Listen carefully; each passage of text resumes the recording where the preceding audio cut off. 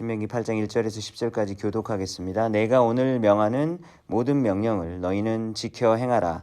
그리하면 너희가 살고 번성하고 여호와께서 너희의 조상들에게 맹세하신 땅에 들어가서 그것을 차지하리라.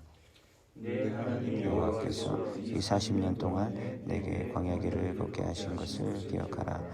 이는 너를 낮추시며 너를 시험하사 네 마음이 어떠한지 그 명령을 지키는지 지키지 않는지 알려 하심이라.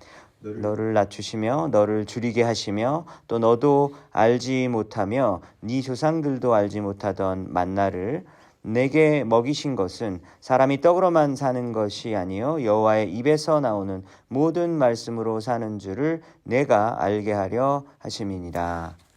40년 동안 내 의복이 헤어지지 아니하였고 네 발이 부르트지 아니하였느니라.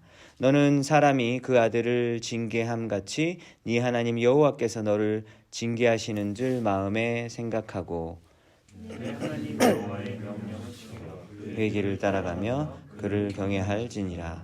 네 하나님 여호와께서 너를 아름다운 땅에 이르게 하시나니 그것은 골짜기든지 산지든지 시내와 분청과 샘이 흐르고 네가 보리의 소산지요 또한 무화과와 성녀와 감람나무의 꿀의 소산지라. 네가 먹을 것에 모자람이 없고 내게 아무 부족함이 없는 땅이며 그 땅의 돌은 철이요 산에서는 동을 캘 것이라. 내가 먹어서 배부르고 내 하나님 여호와께서 복토를 내게 주셨으므로 말미암아 그를 찬송하리라. 아멘. 네, 오늘 신명기 8장 말씀입니다. 오늘 또 우리 수요예배 정말 눈이 많이 쌓여 있음에도 불구하고 이 눈을 뚫고 오신 여러분 정말 환영하고요. 또 여러분들 연락 오셔가지고 오늘 예배하냐고 또 여러분들이 물어봐 주셨어요. 그래서 어떤 분은 줌으로 하는 것이 아니면 뭐 유튜브로 참석하시겠다 또 말씀해 주셨는데요. 이렇게 위험을 무릅쓰고 와주신 여러분들 참으로 감사합니다. 오늘 신명기 말씀 처음에 지금 모세가 뭐라고 말하고 있냐면 내가 오늘 명하는 모든 명령을 너희는 지켜 행하라 라고 말했습니다. 모세가 나죠. 모세가 명하는 모든 명령을 듣는 모압 평지에서 지금 듣고 있는 이스라엘 백성들에게 지켜 행하라라고 명령을 합니다. 그래서 얻게 되는 결과가 세 가지가 나오게 되죠. 1절에 보면 뒷부분에 보면 명령을 지켜 행했을 때 얻게 되는 결과가 세 가지가 등장하는데 첫 번째는 살고, 두 번째 번성하고. 이제 번성하고는 숫자가 늘어난다라고 하는 뜻이죠. 그 다음에 세 번째는 땅을 차지하리라 라고 말하고 있습니다. 그럼 여기서 모세가 명하는 명령은 모세의 개인적 의견일까요? 그렇지 않죠. 모세가 받은 그 율법은 하나님께서 시내산에서 주신 율법들입니다. 그렇기 때문에 지금 모세가 말하는 이 모든 명령은 모세 개인의 의견이 아니라 하나님의 명령을 가리키는 것이죠. 일부를 지키라고 했습니까? 아닙니다. 모두 다 지키라고 말씀하셨죠. 근데 여러분 아시다시피 하나님의 명령들을 하나님의 법들을 지키는 것은 결코 쉽지가 않죠. 한두 개면은 지키겠는데요. 한두 개가 아니라 수십 개, 수백 개잖아요. 그걸 어떻게 다 지킵니까? 그래서 신약성경 갈라디아서는 우리가 받은 그 구약성경에서 받은 그 율법이 그리스도께로 이끄는 몽합 선생, 그러니까 그게 초등학교 교사인데요. 그 예수님께로 이끌어가게 되는 그 중요한 역할을 한다고 말하고 있죠. 그러니까 율법은 우리의 죄가 무엇인지를 분별하게 해주는 역할을 해주고 우리는 이거를 죽었다 깨어나도 못 지키는구나를 깨닫게 해주는 역할을 하므로 이러니 예수님이 너무 필요해 라는 결론으로 이끌어가게 만들어주는 아주 중요한 역할을 율법이 감당하고 있다고 하는 것이죠. 율법을 이렇게 다 지키는 건 너무 어려워요. 하지만 하나님의 말씀에 순종할 때 복이 있고 유익이 있습니다. 그래서 오늘 본문에서 말하는 복은 이스라엘 백성들이 받게 될 복은 7절에서 10절까지 나와 있는데요. 아주 풍성한 땅을 차지하게 될 것이다. 과일 열매, 온갖 곡식들이 풍성하게 나오고 심지어 철광석 광물 자원까지 풍부한 땅으로 내가 너희를 인도하게 될 것이다라고 하나님께서 그 명령을 순종하는 자들에게 주는 축복을 말하고 있어요. 근데 여러분, 우리가 하나님께서 주신 율법 중에 대표적인 거 10계명만 한번 생각해 볼까요? 1계명부터 4계명까지는 하나님만을 사랑하라는 이야기죠. 5계명부터 10계명까지는 사람을 사랑하라는 명령입니다. 만약에 우리 전 세계 많은 사람들이, 모든 사람들까지는 바라지도 못할 것 같아요. 만약에 전 세계의 많은 사람들이 이 10계명만 제대로 지킨다고 한번 가정해 보면요, 이 세상이 어떻게 될까요? 당연히 지금보다 훨씬 더 살기 좋고 평화롭고 사랑이 넘치고 좋은 곳이 되지 않을까요? 정말 그럴 거예요.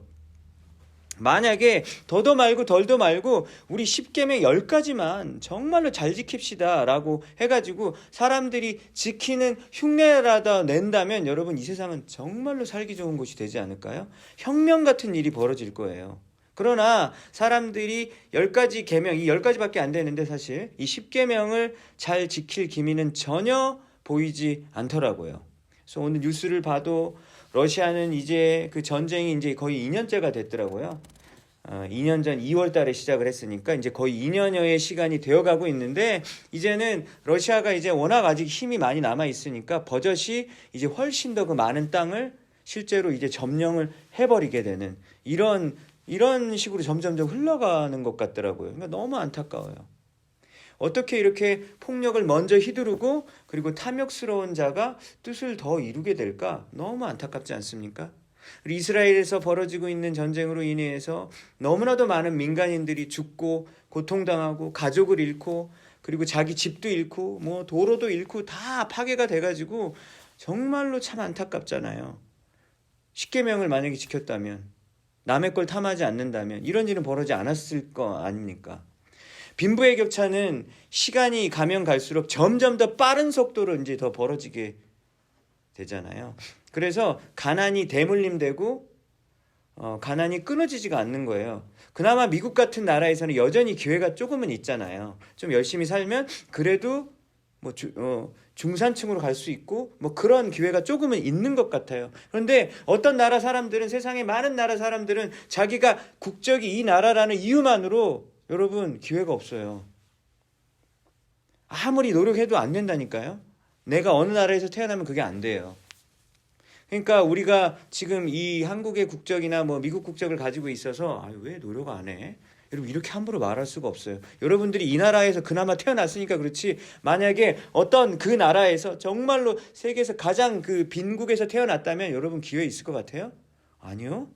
아무리 해도 없을걸요? 내가 어느 부모 밑에서 태어났다라는 이유만으로 여러분 출발선이 너무 달라지는 것을 보잖아요. 이 세상의 비극 너무 많아서 좀 이 정도만 열거할게요. 근데 이 세상에 이런 수많은 고통의 원인이 무엇이냐라고 하는 겁니다. 오늘 본문의 표현으로 이야기하자면 하나님의 명령을 지켜서 행하지 않기 때문이죠. 그래서 여러분, 이 세상의 고통이 넘쳐나고 이 세상의 비극이 넘쳐나고 사람들의 눈에 눈물이 마르지 않습니다. 여러분, 그래서 이스라엘 백성들이 하나님의 명령을 지키는 것은요, 우리에게도 유익이고 그 사람들에게도 너무나도 큰 유익이었어요. 어떤 결과가 주어진다고 했습니까? 살고 번성하고 땅을 차지한다라고 말씀하셨죠. 여러분, 하나님은요 우리에게 그냥 목숨만 부지해가지고 내가 그냥 살았으면 된 거지, 이 정도만 하는 것이 아니라 우리에게 풍성한 삶을 주시기 위해서 예수님을 우리에게 보내주셨다고 말씀하셨죠. 사탄 마귀는 우리에게 훔치고 죽이고 파괴하는 그 세 가지 일을 한다면 예수 그리스도께서는 우리에게 생명을 주시고 풍성한 삶을 주시기를 원하시기 때문에 이 땅에 오셨다라고 예수님이 오신 이유를 말씀해 주셨습니다. 여러분, 하나님의 말씀에 순종하면요, 비록 힘들지만 반드시 복을 누리게 돼요. 그리고 반드시 하나님께서 밝혀주시는 그 선한 길로 나아갈 수밖에 없어요. 그래서 예수님이 뭐라고 얘기했습니까? 모래 위에 선집이 있고 반석 위에 선집을 비교하셨잖아요.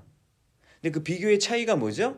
말씀을 듣는 걸로 끝나지가 않아요. 듣고 행하는 자. 듣긴 다 듣죠. 유튜브 클릭만 해도 다 들을 수 있는데요. 성경 펼치기만 해도 다 들을 수 있잖아요. 볼 수 있잖아요. 듣고 행하는 자만이 반석 위에 세워진 자고, 듣기만 한 사람은요 그냥 좀 있다가 막 비만 내려도 모래 위에서 다 무너져 버리는 집과 같다고 예수님께서 그 행함과 순종을 강조하셨던 것을 우리는 기억합니다. 여러분, 그래서 오늘 이 말씀을 통해서 하나님의 말씀을 아는 것만 머무는 것이 아니라, 아는 것에만 머무는 것이 아니라 하나님의 말씀을 지켜서 행할 수 있는 그 은혜와 힘을 나에게 주십시오라고 기도하는 우리 모두가 되길 바랍니다. 왜냐하면 우리는 힘이 없거든요. 우리는 못 지켜요. 우리 힘으로. 어떻게 우리가 거룩해집니까? 우리는 원래부터 뼛속까지 죄인인데요. 남을 막 비난하고 아유 저렇게 못된 놈이 세상을 지배하네, 욕할 게 아니에요. 내가 만약에 힘만 있었으면 나도 그랬을 거예요. 그렇지 않습니까? 그러므로 우리는 하나님께 기도해야 하는 것이죠. 하나님의 말씀과 하나님의 명령을 지킬 수 있는 그 순종함과 용기를 하나님 저에게 허락해 주세요, 도와주세요 라고 기도하는 우리 모두가 되길 바랍니다. 여러분, 두 번째로 2절을 보니까요, 너의 하나님 여호와께서 이 40년 동안에 너에게 광야 길을 걷게 하신 것을 기억하라. 기억하라라고, remember라고 말하고 있어요. 뭘 기억하는 거죠? 과거 일을 기억하라는 거예요. 지금 신명기는 이미 출애굽을 하고 나서 거의 40여 년이 지나고 나서 요단강의 오른쪽 편 모압 평지에서 이제 여기만 건너면 되거든요. 요단강만 건너면 되거든요. 그 전에 모세가 마지막으로 우리 이스라엘 백성들에게 죽기 전에 유언처럼 남겨주는 설교예요. 근데 뭘 기억하라 그러냐면 과거를 기억하라는 거예요. 얘네들 40년 그 광야 땅에서 살았던 그 과거를 기억하라. 이스라엘 백성들이 광야길을 여행해서 어떻게 여기까지 왔는지를, 그것을 기억하라. 무엇을 기억합니까? 그 여정을 기억하라는 것이죠.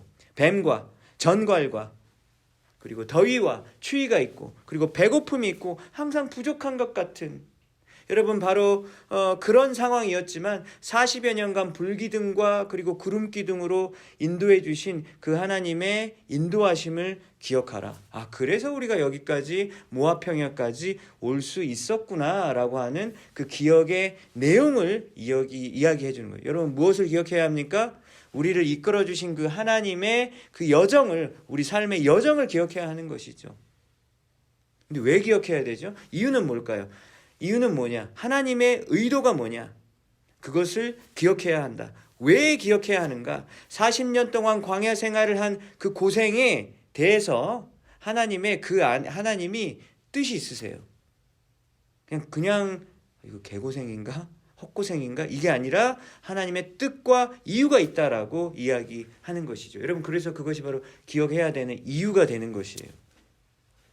하나님을 믿지 않는 사람들은 자신의 삶에서 일어나는 모든 일들이 어찌 보면 우연이라고도 하고 운이 좋았다라고 많이 표현하잖아요. 그래서 힘든 일을 만나면 참 운이 없어가지고 오늘 엄청 고생했다 이렇게 얘기해요. 그렇지만 하나님의 백성에게는 우연이 없죠. 하나님의 백성은 우리 삶에서 일어나는 그 어떤 일도 해석을 할 때 그것을 우연으로 해석하지 않습니다. 왜냐하면 머리카락 하나도 하나님의 뜻이 없다면 나게 할 수 없다고 얘기하셨어요. 공중에 나는 새도 그냥 떨어지는 적이 없다고, 새 한 마리도 떨어지는 적이 없다라고 말씀하셨기 때문에 여러분, 우리 신자들의 삶 가운데서는 우연이 없다라고 하는 것이죠. 형통의 일에도 고난의 일에도 하나님의 의도와 뜻이 있기 때문에 그래서 너는 기억하라는 거예요. 그게 바로 기억해야 하는 이유입니다. 여러분, 과거의 은혜를 기억하는 자만이 지금 현재를 충실히 살 수 있겠죠? 하나님 이제까지 나를 인도해 주셨으니까 지금 현재에도 나를 떠나지 않고 함께 하실 거니까 지금 현재의 삶에 충실할 수 있고 현재의 삶 가운데서 감사할 수 있겠죠. 그리고 과거의 것을 온전히 기억하는 자만이 우리 미래에도 함께 하실 하나님을 기대하며 소망할 수 있는 것입니다. 여러분, 2절 후반부를 보면요, 너를 낮추시고 시험하사 이렇게 되어 있잖아요. 보시면 너를 낮추시고 시험하사.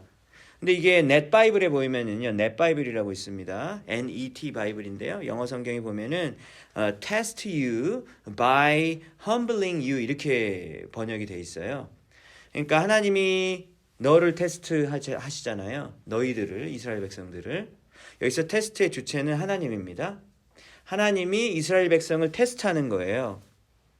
근데 하나님이 이스라엘 백성들을 테스트하는 방법이 뭐냐면요. by humbling you예요. 너를 낮추심으로써. 그렇기 때문에 이제 한글 성경을 보면 이거하고 이거 한 것 같지만 너를 낮추시는 방법을 통하여 하나님께서 이스라엘 백성들을 시험하시는 것이죠. 여러분, 이것이 바로 하나님께서 우리를 테스트하시고 연단하시는 방법입니다. 여러분, 백성들을 테스트하시는 목적이 뭐냐? 그 뒤에 나와요. 그 뒤에 보면요. 영어 성경에 in order to know 이렇게 되어 있거든요. 알게 하기 위해서. 너의 마음속에 무엇이 있는지를 알기 위해서. 하나님이 알고 싶어 해요. 그 다음에 뭐라고 나와 있습니까? 하나님의 명령을 지킬 것인지 안 지킬 것인지 니네들 마음속에 그게 있는지 없는지를 하나님이 알고 싶대요. 하나님이 그거 알고 싶으셔가지고 우리를 테스트하신다. 하나님의 백성들을 테스트하신다라고 하는 거예요. 여러분, 하나님이 우리의 마음속에 뭐가 있는지를 너 진짜 하나님의 명령 짐으로만 여기지 않고 기쁨으로 감당하겠니? 기쁨으로 순종하겠니? 라고 하는 걸 하나님이 알고 싶대요. 그럼 하나님이 모른다는 얘기인가? 하나님 모르시나요? 하나님 모르는 게 있나요? 없잖아요. 하나님 다 아시잖아요. 전지전능하신 하나님이시잖아요. omniscient. 하나님은 전지라는 어떤 그 속성이 있으신 분이시잖아요. 그러니까 여기서는 하나님이 무지하기 때문에 아유 이거 니네들 진짜 마음속을 내가 도저히 들여다볼 수가 없네. 한길 사람 속은 못 안다 그러잖아요. 그러니까 하나님도 우리 마음속을 모른다는 얘기가 아니라는 거죠. 그럴 리가 없잖아요. 우리 마음속 당연히 아시죠. 그래서 하나님의 무지함과 무능력을 얘기하는 것이 아닙니다. 하나님이 미래를 모르셔가지고 니네 40년이 지나서 40년 동안의 관찰 결과를 내가 한번 좀 알아야겠어. 뭐 그런 얘기가 아닌 것이죠. 미래를 모르시는 하나님이 아니시잖아요. 당연히 하나님은 미래도 알고 계시죠. 그렇다면 이거는 무슨 표현입니까? 시간에 제한을 받고 살고 있는 우리 인간들이 이해할 수 있도록 한 그냥 표현이에요. 하나님이 몰라서 그런 게 아니라 하나님 너희 마음속에 뭔지를 알고 싶어 하셔. 이렇게 그냥 우리의 관점에서 우리의 입장에서 우리가 이해할 수 있도록 이렇게 표현을 한 거죠. 예를 들면 신명기 6장 5절에 뭐라고 나와 있습니까? 너희는 마음을 다하고 뜻을 다하고 힘을 다하여 네 하나님 여호와를 사랑하라 라고 돼 있잖아요. 그러니까 하나님께서는 우리가 하나님을 전심으로 사랑하기를 원하시는데요. 그러니까 마음도 다하고 뜻도 다하고 힘을 다하기를 바라시는데요. 그러면 이런 사랑은 뭔 사랑이죠, 여러분? 강제적인 사랑은 아니잖아요. 억지로 끌려가가지고 아유 너 사랑해 막 이런 비자발적인 사랑이 아닙니다. 전적인 사랑이잖아요. 하나님이 우리한테 막 겁을 주면서 야 니네 나를 제대로 예배하지 않으면 인생 쫄딱 망하게 해줄 거야 라고 하면서 막 처벌을 내릴 거다. 막 심판을 내릴 거다. 막 인간에게 위협을 하는 방식을 쓰셔가지고 우리의 사랑을 받아내시는 여러분 그런 사랑 하나님이 아니시잖아요. 여러분 그런 사랑은 가짜 사랑이죠. 만약에 하나님께서 그런 분이라면요. 사랑을 구걸하시는 초라한 하나님이시잖아요. 그러니까 하나님은 그런 거 원하시는 게 아니에요. 40년 동안 백성들의 마음 가운데서 하나님의 명령을 정말 지키는지 안 지키는지 그 마음의 진심을 확인해 보시길 원하시는데 우리가 정말로 자발적으로 주님 앞에 나와서 예배하기를 바라시는 것이 주님의 마음이십니다. 근데 하나님 우리를 먼저 사랑하셨다고 신약 성경에 얘기하고 있잖아요. 우리가 그를 먼저 사랑한 것이 아니요 하나님께서 예수님께서 우리에게 먼저 다가오셔서 사랑을 하셨죠. 하나님이 우리를 먼저 사랑하신다고 말씀하셨는데 또 하나님이 우리에게 뭘 원하시냐면 우리도 하나님을 그처럼 사랑하길 되게 원하세요. 그래서 서로 상호간의 관계가 되길 원하시죠. 일방적인 관계가 아니라. 하나님이 사람의 마음 속마음을 알아내시는 방법이 오늘 본문에 의하면 뭐라고 말했습니까? 낮추신다 그러셨잖아요. 그렇죠? 낮추심으로 humbling you 너를 겸손하게 함으로써 너를 테스트한다. 여러분 그게 뭡니까? 광야 생활이죠. 3절을 보면은요. 광야 생활은 여러분 이렇게 요약될 수 있을 것 같아요. 하나님이 낮추시고 줄이게 만드시고 배고프게 하시고 그리고 조상들도 모르고 니네들도 모르는 그 만나를 먹게 하시는 그 때가 광야의 때이죠. 여러분 만나의 뜻이 뭔지 아시죠? 그 만나의 뜻은 What is this? 이게 뭐야? 라고 하는 게 만나의 뜻이에요. 그러니까 이게 뭐지? 라고 하는 거를 먹게 하심으로 우리가 그 이스라엘 백성들이 딱 생존에 필요한 물질만 이렇게 주어지게 되는 시간이 바로 광야의 생활입니다. 그래서 옷 같은 경우는요, 여기 뒤에 보면은 하나님이 옷을 닳지 않게 해주신다 그러잖아요. 차라리 닳았으면 좋겠어요. 왜냐면 닳으면은 새 옷을 입을 수 있잖아요. 근데 맨날 똑같은 옷 입어야 돼요. 안 다르니까. 또 물려받기도 하고. 그러니까 옷을 팬시한 옷을 못 입어요. 가끔씩은 좀 이렇게 막 화려한 옷을 입어줘야지 기분이 좋은데 광야에서는 똑같은 옷만 입어야 되는 시간이죠. 그래서 아마 가나안 땅에 가서 눈이 뒤집혔나 봐요. 가나안 땅에 가가지고 그 문화에 흡수되잖아요. 왜 그랬을까요? 참 믿음이 없어. 아니죠. 그 화려한 옷을 입은 사람들을 보면서 빠질 수밖에 없죠. 내 옷이 너무 초라하고 촌스럽잖아요. 냄새나고. 저들은 너무나 멋진 옷을 입고 있고. 광야는 여러분 어떤 시간이십니까? 산의 진미가 없는 시간이에요. 여러분 사람이 뭐 가끔씩은 맛있는 걸 먹어야 마음이 풀리잖아요. 외식을 해야 마음이 풀리지 않습니까? 그래서 우리가 우울한 거예요. 출애굽기 16장 3절을 보면 이런 말씀 있잖아요. 이스라엘 자손이 그들에게 이르되, 모세하고 아론이에요. 모세하고 아론에게 지도자에게 이렇게 말합니다. 우리가 애굽 땅에서 고기 가마 곁에 앉아 있던 때와 떡을 배불리 먹던 때에 그때 차라리 여호와의 손에 죽었더라면 좋았을 것을 너희가 모세와 아론이 이 광야로 우리를 인도해내서 이 온 회중이 굶주려 죽게 하는도다. 굶주려 죽지 않거든요. 만나와 메추라기 주셨잖아요. 근데 굶주려 죽는데 이렇게 얘기를 하잖아요. 뭘 원하는 거죠? 그 이집트에서 먹을 수 있었던 그 다양한 양념들 아주 잘 조리가 되었던 그런 게 생각나는 거예요. 그걸 어떻게 먹었죠? 노예였잖아요. 그러니까 주인이 먹다 남은 거를 상에서 이렇게 몰래 먹을 수 있었을 거 아닙니까? 그러니까 부스럭이라도 먹었는데 부스럭이라도 맛있는 거 우린 먹었다. 그것을 그리워하는 모습을 말하고 있어요. 여러분 그래서 인간에게 음식은 단순히 배를 채우는 어떤 그런 방법이 아니잖아요. 그것보다 훨씬 뛰어넘는 의미가 있어요. 식사를 해야지 우리는 우정과 사랑이 싹트잖아요. 여러분 제가 그 미군 부대에 있었는데 거기 보면은 이게 교본에 나와 있어요. 군대 식량이 얼마나 중요하냐. 군사들의 모레일, 그 군기에 너무나도 중요한 결정적인 역할을 한다는 거예요. 그래서 군인들을요 맛없는 거 먹이죠. 사기가 완전 떨어져요. 그러니까 여러분 이것들이 군대 교본에도 나올 만큼 여러분 이 음식이라는 거는 인간에게 너무나도 큰 의미가 있다라고 하는 것이죠. 그런데 그것을 간단한 것만 먹을 수밖에 없는 장소가 광야입니다. 여러분 그리고 또 광야는 어떤 장소입니까? 재산 축적이 불가능한 곳이죠. 열심히 자기가 더 산다고 해가지고 더 많은 거를 얻을 수 있는 곳이 아니에요. 부를 쌓을 수 있는 곳이 아닙니다.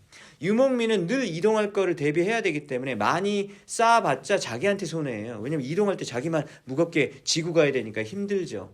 학기마다 기숙사방을 비워야 되잖아요. 완전히 비워야 되거든요. 학기마다. 그러니까 그 기숙사방에는 좋은 가구를 드릴 필요가 전혀 없어요. 가벼운 것만 드려야 되는 거죠. 왜? 몇 달 후에 이사해야 되니까요. 집만 되는 거를 뭐 하려고 그러나 그렇게 쌓아놓겠습니까? 그게 바로 유목민의 삶이고 광야의 삶인 것이죠. 그런데 가나안 땅에 들어가면 지파별로 땅 분배를 받게 되잖아요. 그럼 내 땅이 생기면 뭘 할 수 있죠?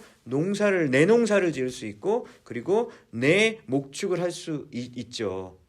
그러니까 재산 축적이 이제 가능하게 되는 시대가 되고 그리고 참 복받은 것 같은데 아이러니하게 그때부터 싸움이 시작되고 전쟁이 더 시작되고 인간들 간의 탐욕이 시작되고 서로 야 너 내 빚 못 갚았지? 너 나 노예돼. 막 이런 식의 세상이 되어져 버리게 됩니다. 근데 광야는 하루만 지나면 썩어버리는 만나를 먹어야 되는 그런 시간이었었어요. 그래서 누구도 이틀치를 몰래 챙겨 놓을 생각을 하지 않아요. 왜? 이틀째가 되면 하나님이 다 썩게 만들었어요. 안식일에는 안식일 전날에 이틀치를 할 수 있겠죠. 3일치 하면요 그것도 썩어요. 그러니까 필요 없어요. 그러니까 아무도 재산 축적을 할 생각을 할 필요가 없는 땅이 광야입니다. 그러니까 얼마나 사실은 좀 지루하잖아요. 내가 아무리 해봤자 내가 더 이렇게 성장할 그런 가능성 자체가 없는 땅이니까 사실 어찌 보면 굉장히 지루하게 느껴질 수 있어. 지루하다고 느껴질 수밖에 없는 땅이 되어지는 것이죠. 여러분, 그래서 광야는 힘든 시간이에요. 또 고난의 때라고 할 수 있습니다.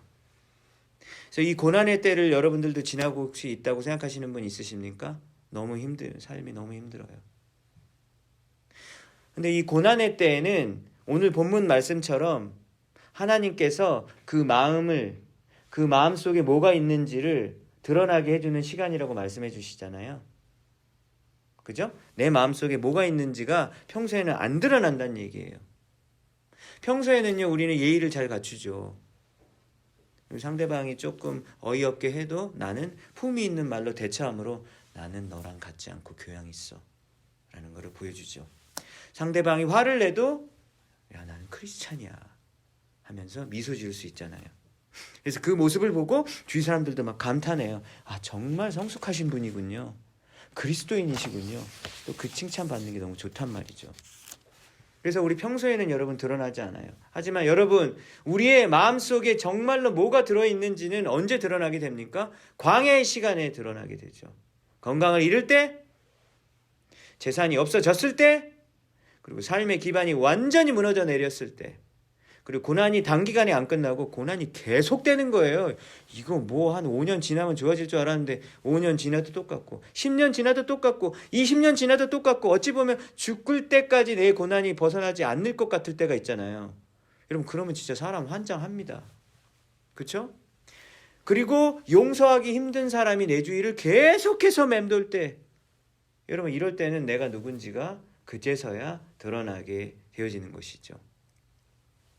여러분, 광야의 때에 내가 누군지가 진정한 나의 모습이 드러나게 됩니다. 여러분, 그래서 우리 교회 공동체는요, 나를 챌린지하는 사람들이 있어야 돼요. 그런 교회가 좋은 교회죠. 여러분, 좋은 사람들만 있는 교회가 좋은 교회인가요? 진짜 성숙한 사람들이 많은 교회에만 있으면 그게 좋은 교회인가요? 그럼 미성숙한 사람은 어떻게 들어와요? 아니, 미성숙한 사람이 들어와서 성숙한 사람으로 바뀌는 교회가 좋은 교회 아닌가요? 그렇죠? 나의 신앙의 결과 비슷한 사람만이 있는 교회가 좋은 교회인가요? 아니죠.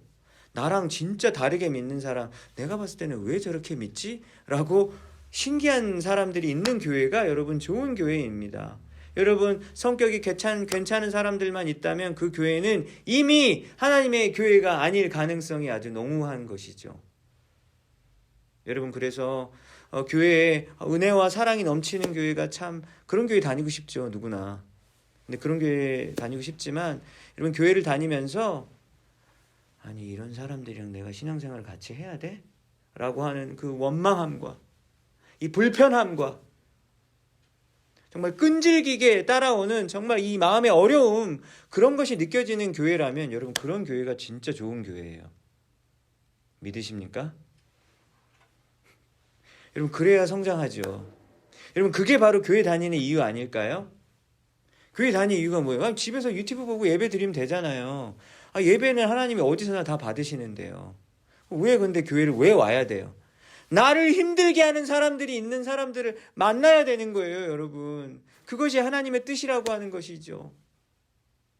제가 이제 예수전단 YM DTS를 호주 멜번에서 했습니다. 근데 이 YM DTS는 수업 시간과 아우리치 시간으로 나누어지게 돼요. 근데 수업 시간은 우리가 보통 이렇게 교회에서 배우는 어떤 설교, 성경 강의, 신학 강의 이 정도가 아니에요. 정말로 자신의 깊은 죄를 많은 사람들 앞에서 눈물로 고백해요. 저런 얘기 해도 돼? 싶을 만큼 진짜 깜짝 놀랄 만한 이야기가 쏟아져 나옵니다. 근데 여러분, 사연 없는 사람이 다 어디 있어요? 다 사연이 있거든요. 근데 교회에서는 말을 잘 못하죠. 왜 일주일에 한 번 만났는데 어떻게 갑자기 그 얘기를 꺼내요? 다 사연이 있거든요. 근데 YMDTS 같은 경우는 자기 직장 포기하고 완전히 풀타임으로 거기 가야 되거든요. 다 정리하고 가야 되거든요. 그러니까 사람들이 다 진짜 정말로 이렇게 다 정말 뭔가를 하겠다라고 하는 마음 가지고 오거든요. 그래서 막 서로 눈물로 고백하고 기도하고 회개하고 막 회복을 해요. 막 그 수업 시간에. 그래서 수업 시간 정말 너무 좋아요. 제 인생의 최고의 시간이 언제였다고 그러냐면 저는 YMDTS의 아마 수업 시간이 아니었나. 그 3개월이 아니었나 싶을 정도로 정말 좋거든요. 그리고 온 세계 국적의 사람들이 함께 모여서 서로를 위해서 기도해주는 시간입니다. 여러분 그러니까 얼마나 친해지겠어요. 주님 안에서 얼마나 정말 단단해졌겠어요. 공동체 생활을 그렇게 3개월을 했으니. 근데 그렇게 친했던 사람들이 이제 팀을 이루어서 외국으로 선교 여행을 또 2달, 3달 동안 또 나머지 이제 두 번째 시간이 또 있어요. 그걸 바로 아우리치 페이즈라고 하는데 그 시간이 또 이어지게 됩니다. 근데 이제 정말로 우리가 신앙 안에서 뭉쳤던 그 우리 팀원들이 함께 어느 나라로 이제 파송이 돼서 선교를 하는 거예요. 그러니까 갑자기 어떻게 됩니까? 이제 어떤 나라는 막 뜨거운 물이 없어요. 찬물 샤워를 이제 그때부터 막 해야 돼요. 또 전기가 없으니까 세탁기가 없으니까 이제 물에 담궈서 막 자기가 막 손빨래를 하는 거죠. 손빨래도 하고 빨랫줄에 막 탈탈 막 짜가지고 막 빨랫줄에 말려야 되는 거예요. 그러니까 얼마나 불편한지 몰라요.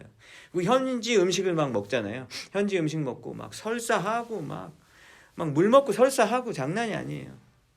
그리고 막 그 음식을 딱 우리 대접을 했는데 거기 막 파리가 막 수십 마리가 막 붙어 있어요. 그런데 그러면은 뭐 안 먹어요? 그분들은 현지인들은 우리를 위해서 대접을 했는데 안 먹어요?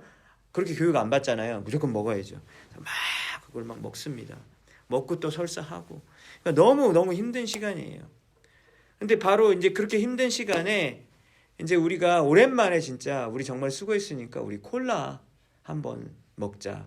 이제 아우리치 그 회비가 거쳐졌는데 어떤 애는 돈 없다고 못 내고 그래가지고 회비가 되게 타이트해요. 우리가 운영하는데. 그래가지고 정말 없는 돈에 우리 너무 고생했으니까 땀 쩔뻘 흘리고 콜라를 먹자고 얘기했어요. 근데 호주에 어떤 친구가 고등학교 막 졸업한 애가 뭐라 그러니까 나는 펩시콜라 못 먹는데요. 자기는 코카콜라만 줘야지 먹겠다는 거예요. 여러분 그걸 옆에서 보고 있으면 어떻습니까? 막 욕이 막 나오려 그래요. 정말 막 그런 생각이 들어요. 저거 확 패 죽여 말어. 아니 펩시든 뭐든 주면 그냥 먹지 뭔 소리 하는 거니까 막 너무너무 힘들어요. 그러니까 여러분 현지인들을 사랑하는 게 오히려 쉬워요. 누구를 사랑하기 어렵죠? 내 옆에 있는 믿음의 동료, 나랑 같이 기도하고 눈물로 기도했던 그 믿음의 동료를 용서하기가 여러분 너무너무 어려워요. 그렇더라고요. 여러분 그것이 바로 뭐의 목적이죠? 공동체의 목적인 것이죠. 광야의 목적인 것이죠. 그렇게 홀리하게 이렇게 우리가 수업을 듣고 막 머리에는 온갖 좋은 그런 성경 지식들과 막 이런 것들을 갖추고 있었던 사람인데 그렇게 거룩한 사역을 하고 주의 복음을 땅끝까지 전파한다면서 그 아우리치를 나가가지고 집에 숙소로 돌아와서 왜 리모컨으로 네 채널만 봐 그러면서 쌍욕을 하면서 싸우더라고요. 저는 안 그랬어요, 여러분. 저는 그런 사람이 아닙니다. 저는 그런 사람이 아니라 뭐죠? 그 모습을 보면서 아유 왜 저런 거 가지고 싸워 그러면서 형제자매를 판단하는 사람이죠. 저는 그러면서 또 판단의 죄를 짓는 것이죠. 야 진짜 니네들 진짜 인성 정말 끝장이다. 나는 니네보다 낫다 라고 판단하는 죄를 또 저는 짓고 있습니다. 여러분의 사회적 지위가 뭔지는 아무 상관이 없어요. 교회에서 뭐 여러분들이 무슨 직분인지 아무 상관없어요. 모든 사람들은요 하나님 앞에서 뭐죠? 추악한 죄인이에요. 근데 그것이 드러나는 그것이 드러나는 때가 언제입니까? 바로 광야의 때이죠. 여러분 이것이 적나라하게 드러나는 이 광야의 시간, 그곳에 뭐가 있다고 오늘 말씀하셨습니까? 하나님의 뜻과 목적이 있다라고 말씀하셨죠. 우리 안에 마음속에 뭐가 진짜 있는지를 드러나게 만드는 그 시간이 바로 광야의 시간입니다. 그래서 하나님이 테스트하는 거예요. 여러분 그 테스트를 통과하시는 여러분 되시기 바랍니다. 진정한 성도는요 그러므로 인내하고 또 인내하는 것이죠. 인내를 다른 말로 하면 사랑이죠. 고린도전서 13장에 사랑은 언제나 오래 참고가 제일 먼저 나오잖아요. 그러니까 인내는 사랑이에요. 막 감정적으로 막 너무 설레요. 그게 사랑이 아니라 인내할 수 있는 자가 진정한 사랑이죠. 그렇게 하심으로써 하나님이 뭘 말씀하셨습니까? 사람이 떡으로만 살 것이 아니요 하나님의 입으로부터 나오는 말씀으로 사는 것을 알게 하기 위해서 그렇게 하셨다라고 오늘 본문에 나와 있습니다. 여러분, 마태복음 24장 11절에서 13절에 보면 말세에 대해서 예수님께서 말씀하시면서 거짓 선지자가 많이 일어나 많은 사람을 미혹하겠으며 불법이 성함으로 많은 사람의 사랑이 식어지리라. 그러나 끝까지 견디는 자는 구원을 얻으리라라고 말씀하셨습니다. 여러분, 우리 광야의 시간을 지나가시고 계십니까? 여러분 힘내시고 인내하시고 그리고 끝까지 견디심으로 구원을 이루시는 여러분 되시기 바랍니다. 여러분 3절을 볼까요? 사람이 떡으로만 사는 것이 아니요 하나님의 입에서 나오는 모든 말씀으로 사는 줄을 너가 알게 하려 하심이라. 여러분 이것이 바로 광야의 목적이죠. 하나님께서 광야에서 우리를 막 일부러 낮추세요. 낮추시고 굶기시고 만나만 먹게 하시고 이렇게 하신 이유가 바로 뭐라고요? 하나님의 말씀에 의지하는 삶을 살게 하기 위해서. 왜냐하면 하나님이 우리를 막 이렇게 낮추시니까 너무너무 힘들고 풍족하지 않은 상태에서 그리고 맨날 반복되는 그 단순함의 어떤 그런 생활 속에서 너무 재미가 없어요. 그러니까 오직 볼 곳은 어디밖에 없습니까? 하늘만 바라보게 만드시는 것이죠. 광야는 자신이 먹을 것을 농사져 가지고 자신이 만들어낼 수 없는 시간이에요. 그러니까 손 벌려야지 먹고 살 수 있어요. 근데 누가 손 벌리고 싶어요? 죽었다 깨나도 독립하고 싶죠. 그렇죠? 여러분들 월급 타고 싶지. 여러분 선교사 되셔가지고 기도 편지 써가지고 후원 되면 먹고 살고 후원 안 되면 굶고 그렇게 살고 싶으세요? 아닐걸요?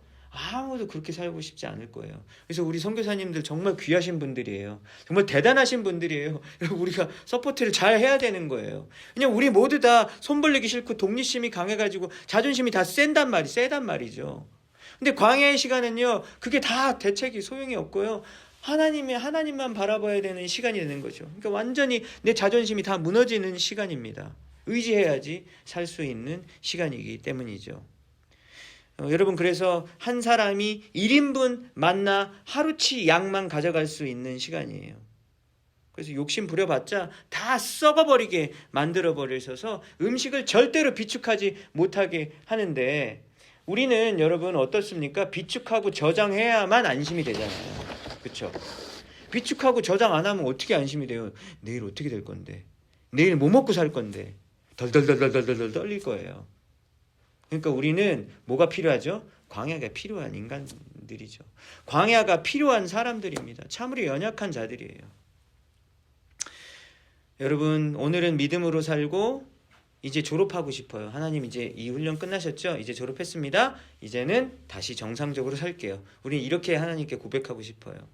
그런데 하나님께서는 뭐라고 말씀하세요? 광야에서 오늘 일은 오늘 믿음으로 살고 내일이 되면 또 다른 새로운 믿음으로 내일 믿음으로 또 내일 살으라고 말씀하시는 거예요. 근데 우리는 그게 너무너무 싫어요. 아니에요 하나님. 아니에요 하나님 졸업했으면 이제 그만. 그 훈련은 그만. 이걸 원하죠.